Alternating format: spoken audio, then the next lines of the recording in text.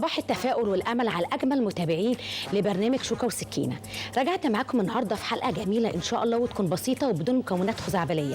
مكونات طريقه النهارده او مقاديرنا او المنيو اللي هنقدمه النهارده هم 3 حاجات. طبقنا الرئيسي هنقدمه صينيه سردين بلدي بالزيت والليمون، وهنقدم معاه سلطه الخضار بالمايونيز، وهنقدم كمان اكواب البودنج بالشوكولاته. طبعا اكواب البودنج دي ما يختلفش عليها اتنين، بيحبها الكبار وبيحبها الصغار. هنبدا بقى النهارده في طبقنا الرئيسي هو صينيه السردين بالزيت والليمون. هقول معاكم المقادير وهي هتظهر قدامكم على الشاشه. مكونات صينيتنا الجميله: نص كيلو من السردين والاحسن يكون بلدي، بصل شرائح، معجون من الطماطم، ثوم مفروم، شبت مفروم، زيت، شرائح من الليمون. والتوابل بتاعت صينيتنا النهارده طبعا هيكون ملح وشطه وكمون وكزبره. وهنبدا بقى في تنفيذ الطريقه.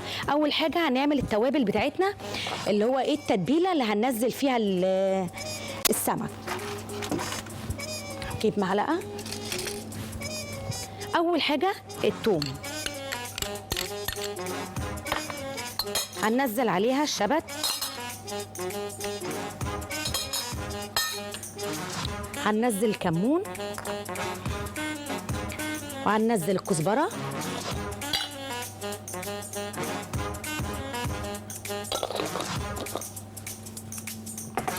طبعا الزيت، جزء من الزيت كده عشان ندمجهم مع بعض.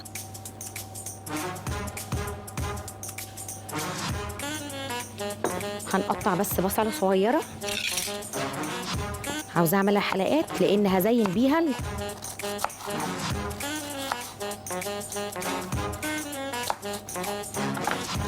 هننزل عصير الليمون،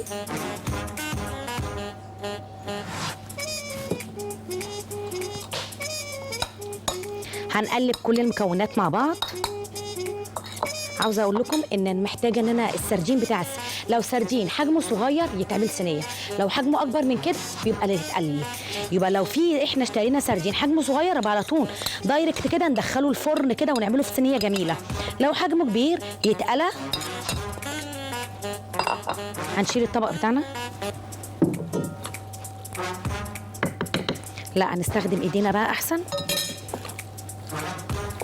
طبعا السردين ده طبعا بنشيل القشور بتاعته من تحت لفوق زي ما انتم شايفين، ما ينفعش يتاكل بالقشور بتاعته من تحت لفوق، بيتحك. وطبعا بيتحط اول ما بيتغسل بنحط ملح عليه وبنتبله وبعد كده بنصفيه وبعد كده بندخله في التتبيله بتاعتنا لو هيتعمل صينيه. هجهز صينيه، هعمل لفه كده حلوه وشكل جميل عشان الفرن بتاعنا. التزيين ده مهم جدا.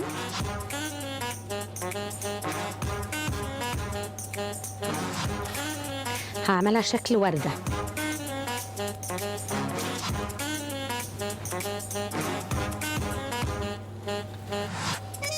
هتعمل لنا ايه يا روني تاني؟ هعمل لكم سلطه تنفع مع الصينيه دي. النهارده ان احنا محتاجين ناكل مع الصينيه دي سلطه، ممكن ناكل عيش او نكتفي بالسلطه، هيبقى الاتنين مع بعض متجانسين. عاوزين ناخد دايره كده،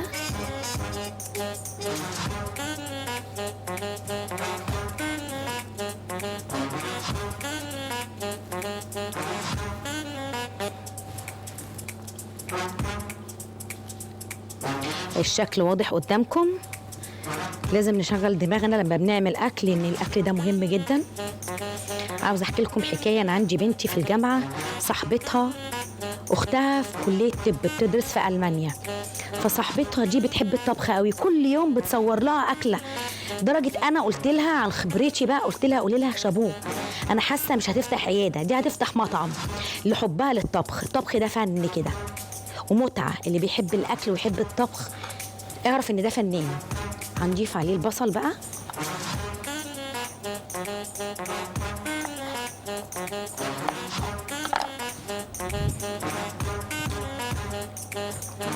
في الفواصل كده هنضيف اي حاجه. ممكن نحط طماطم، نحط شرايح ليمون، نحط فلفل، اي حاجه نحطها في صينيتنا دي هتبقى جميله.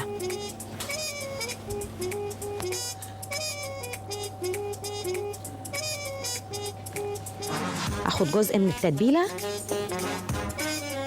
هي الصينيه بتاعتنا خدت الكميه دي، مش هزود عليها.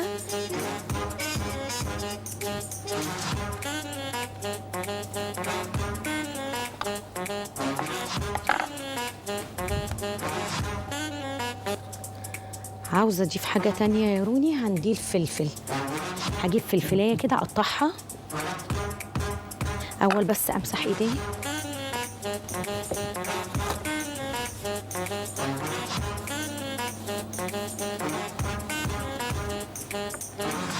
خلاص الشريحتين دول مش محتاجاهم، مش حاجه عندنا بتترمى، هنستخدمهم في حاجه تانية.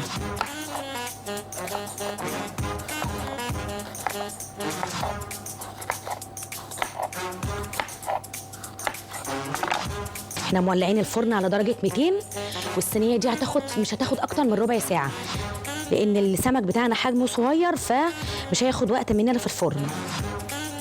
هنحط كمان شرايح ليمون.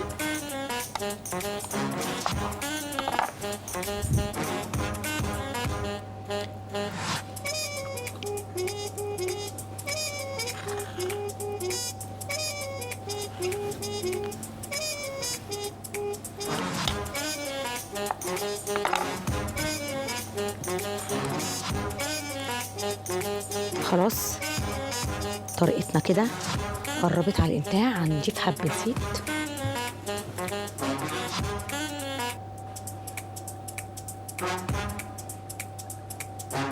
نشربها من الزيت،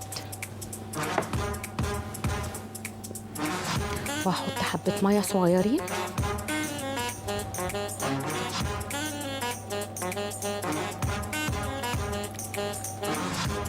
واحط حبة شبت صغيرين برضك فوق الوش.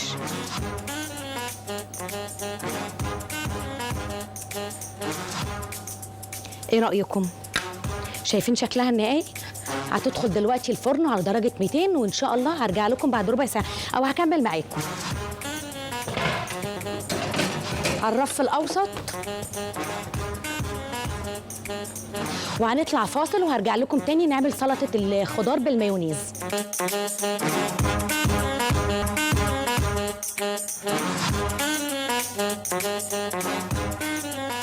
ورجعت لكم تاني في تاني وصفه النهارده، هي اكواب البودنج بالشوكولاته. هقول المقادير بسرعه قبل ما نبدا تنفيذ الطريقه. هنقول مكوناتنا: 2 كوبايه من الحليب، وربع كوبايه سكر، و3 معالق كبيره من النشا، عليها نص كوبايه مجروشه. طبعا الشوكولاته دي يا ريت تكون خام، ومعلقتين كبار كاكاو خام غير محلى، ومعلقه زبده وفانيليا وملح. طبعا لتزيين الحاله بتاعتنا النهارده ممكن نحط جوز هند وورد محمدي وعلى البارد هننزل النشا. النشا بتاعنا ده هو اللي هيديله قوام. في ناس بتحط دقيق بس انا بفضل النشا. وهننزل الكاكاو الخام. عاوزه اقول لكم ان الكاكاو الخام ده غير محلى.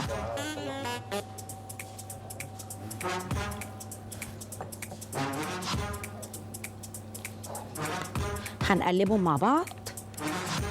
عاوزين ندمج الالوان او ندمج مع بعض المكونات كلها. اخر حاجتين هنحطهم، هننزل الشوكولاته المجروشه بتاعتنا، احنا مقطعينها، يا ريت تكون بحد حراره الغرفه عشان تبقى فيه سهوله للتقطيع ليها. وهنحط الفانيليا ومعلقه الزبده اخر حاجه عشان تدينا التيست الجاهز. طبعا عاوزه اقول لكم ان الولاد بيحبوها جدا وبيشتروها جاهزه، فلما نعملها في البيت هيبقى فيه توفير وبرضك في نفس الوقت طريقه اقتصاديه. هستمر في التقليب. عاوزه كل المكونات تندمج مع بعض، ما نشيلش ايدينا، ونخلي بردك النار متوسطه. هنشيل الحاجه بتاعتنا. انا ما بحبش الكوانتر بتاعي يكون فيه اي حاجه، لازم يكون نضيف عشان اعرف الالوان والاكل والطعم ما يختلطوش مع بعض. طبعا صينيه السردين بتاعتنا في الفرن، واحنا خلاص هنعمل طبقنا التاني او الحاله بتاعنا النهارده. ممكن ندخل على النار دي اعلى شويه. هقول لكم بقى الورد المحمدي. عاوزه اعرفكم على الورد المحمدي. ده شكل الورد المحمدي. الورد ينفع للتزيين، الورد ينفع للاكل، ممكن نغليه لو عندنا اي برد، لو اي دور برد ينفع في الشتاء نعمله شاي، وينفع كمان لو نزين بيه الحلويات. ده شكله، يا ريت الكاميرا تجيبه لنا. انا بستخدمه في التزيين وساعات بغليه وبشربه، بيهدي الاعصاب وبيريح القولون.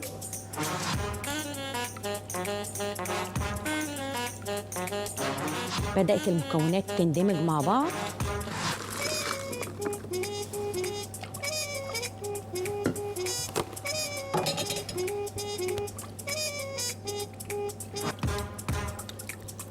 خلاص عاوزة أجهز الكاسات بتاعتي اللي هقدم فيها.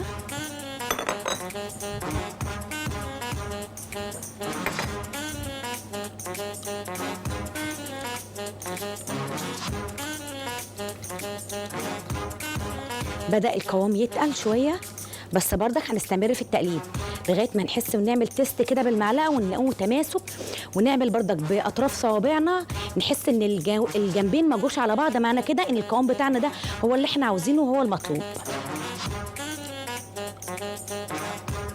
الأفضل إن الحلى ده يدخل التلاجة ساعتين، فإحنا هنوريكم شكله بعد ما ننفذه. طيب اتكلم معاكم بسرعه على الطريقه الثالثه اللي هي السلطه، هقول مقاديرها وممكن بعد المقادير نطلع فاصل. المقادير بتاعتنا في سلطه الخضار بالمايونيز: حضر بطاطس تكون مسلوقه ونقطعها مكعبات، وجزر مسلوق متقطع مكعبات. هي البسله اللي هتكون مسلوقه وهتكون شكلها الصحيح طبعا ما ينفعش تقطع مكعبات. والطريقه دي الثلاث مكونات هم الاساسيين في السلطه بتاعتنا. الاضافات اللي هضيفها النهارده هي الذره الصفراء. في ناس هتقول لي يا روني انت يا شيف بتكلفينا وبتخلينا نجيب حاجات غاليه. الذره الصفراء دي ممكن نجيب بديلها الذره البلدي، نجيبها ونسلقها ونحط في ميه السلق ملح ونحط كركم، يدينا اللون زي الذره المستورده اللي بتتباع معلبه. خلاص انا فدتكم بمعلومه عشان انا برضك ما بخليكمش تجيبوا حاجات فيها تكلفه وتهدر معانا في البيت. لازم تكون الطرق بتاعتنا كلها تكون اقتصاديه. بعد ما قلنا الذره الصفراء هنحط المايونيز وهنحط الخل التفاح، واخر حاجه الملح والفلفل والنعناع الجاف.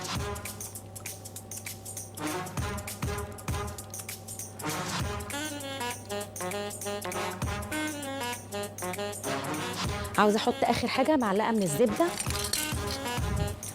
هتاخد الطريقه في حته تانية خالص بجد.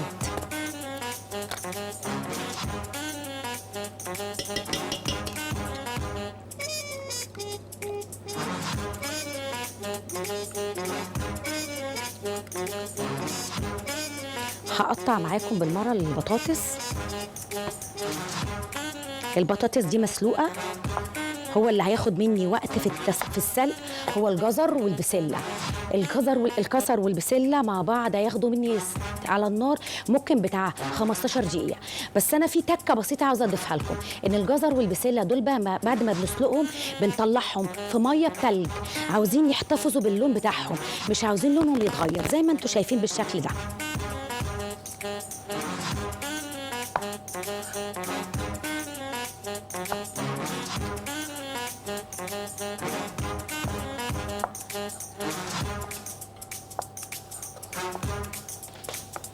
هقطع البطاطس مكعبات، نحاول نخليهم يعني ايه تكون متساويه.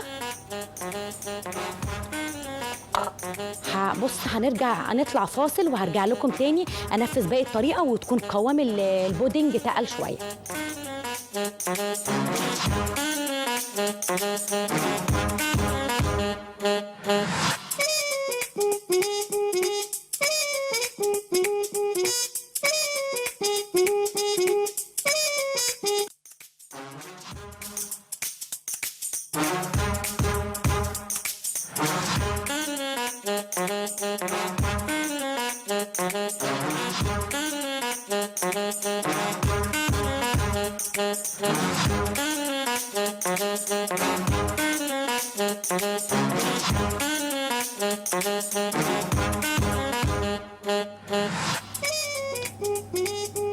ورجعت لكم تاني. خلاص خلصنا البودنج بتاعنا، شايفين القوام بتاعه جوسي ازاي؟ هو ده اللي انا عاوزاه.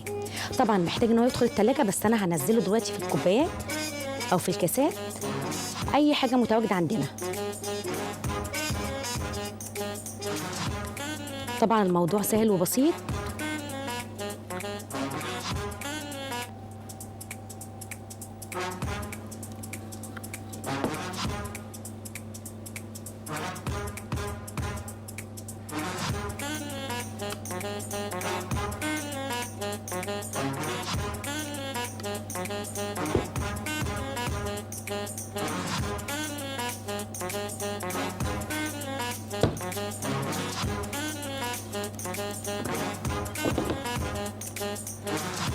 طبعا قلنا السكر حسب الرغبة، ممكن نحط عسل نحل أو سكر دايت، أي حاجة احنا محتاجينها ممكن نلعب فيها. والشوكولاتة ممكن تكون شوكولاتة دارك، أي حاجة تنفع معانا. هنجيب منجيل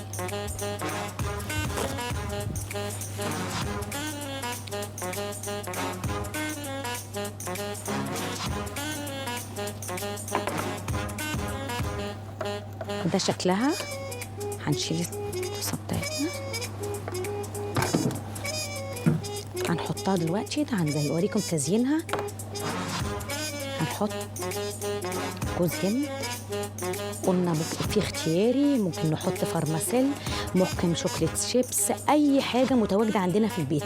احنا مش محتاجين نكلف نفسنا، هي اصلا بتتقدم من غير اي حاجه، بتبقى طعمها جميل جدا. هنحط بقى الورد بتاعنا، لازم التزيين بقى ده مهم، وده اللي هيكون لعبتنا.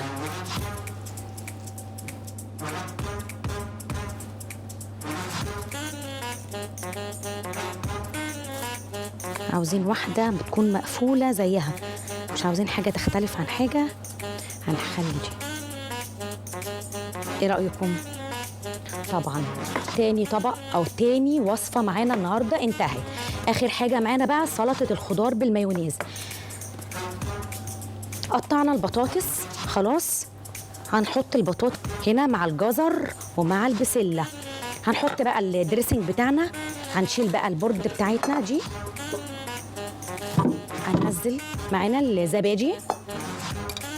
النهارده الزبادي معانا مكون بردك اساسي، وقلنا ممكن نغيره ونخليه ممكن لبن رايب او ممكن تكون زبادي لايت، اي حاجه تنفع معانا. هنحط مايونيز، احنا مش محتاجين كميه كبيره.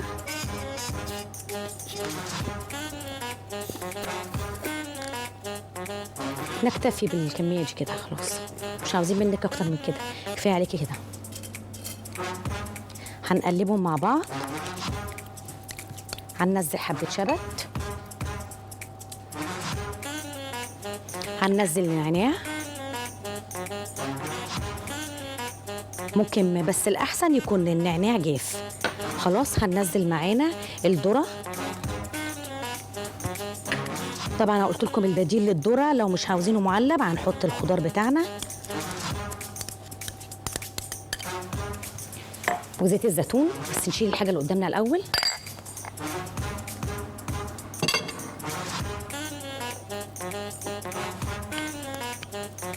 عاوزين خل التفاح،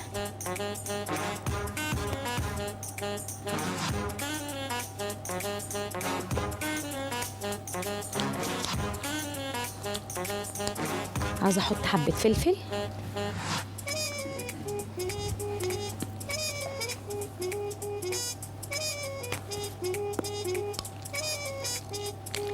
ايه رايكم في الشكل ده؟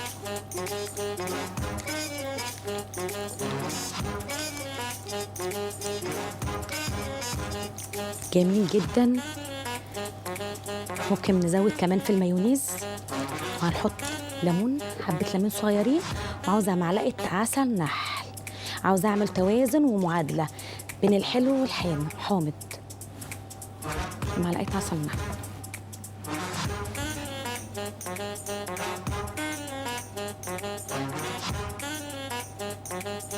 والاحسن ما تكونش معلقه بلاستيك، الاحسن تكون معلقه خشب، عشان الحديد اللي موجود في العسل ما نفقدوش بالمعالق البلاستيك او اي حاجه تانية. والملح.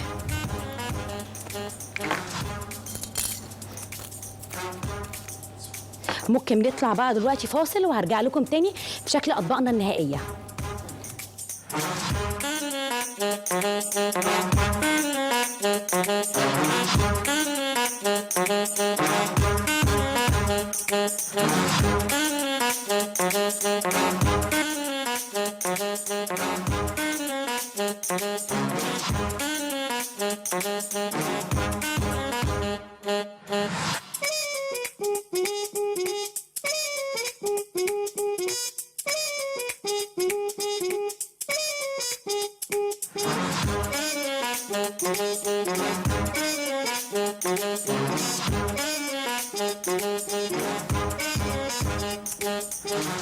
ورجعت لكم تاني. خلاص ده الشكل النهائي لاطباقنا النهارده في حلقتنا. طبعا عملنا اكواب البودنج بالشوكولاته زي ما انتم شايفين شكلها النهائي بعد التزيين. وطبعا عملنا سلطه الخضار بالمايونيز، شايفين الواناتها جميله جدا. وطبعا صينيه السردين طلعت من الفرن وشايفين شكلها، الاثنين مع بعض وجبه مكتمله القيمه الغذائيه. فالنهارده يا رب يكون يومنا جميل ووصلت لكم معلومه بكل سهوله. وانتظروني في حلقه جديده واقول لكم باي باي.